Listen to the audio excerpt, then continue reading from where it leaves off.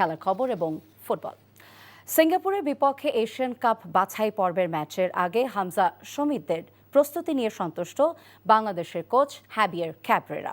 প্রবাসী ফুটবলার নয়, বাংলাদেশ দলের সবাইকে নিয়ে সতর্ক সিঙ্গাপুর, বলেছেন দলটির ডিফেন্ডার আমিরুল আদলি।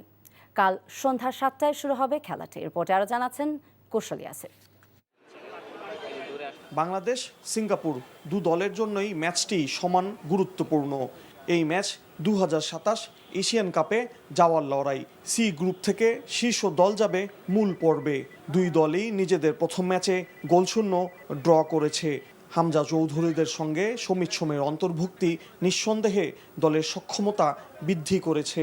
বিশ্বমানের খেলোয়াড়দের পেয়ে তৃপ্তির ঢেকুর কোচের কণ্ঠে। শমিত খুব কম সময়ের মধ্যে দলের সাথে মানিয়ে নিয়েছে। একজন পেশাদার হিসেবে তার ট্যাকটিক্স খুবই নিখুঁত। দলের অনুশীলনে বেশ মনোযোগী ছিলেন তিনি। সব মিলিয়ে তাকে পাওয়াটা ইতিবাচক।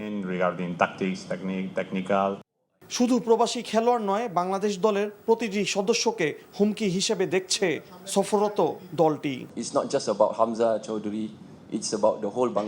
হামজা চৌধুরী একা ভালো খেলছে না, পুরো বাংলাদেশ দলের পারফরমেন্সই ভালো হচ্ছে। দল হিসেবে তারা ভালো করছে, আমরা তাদের রুখতে প্রস্তুত। সিঙ্গাপুরের র্যাঙ্কিং 161, 22 ধাপ নিচে থাকা বাংলাদেশ রয়েছে 183তম স্থানে। Kushal Yasir, NTV news, Dhaka.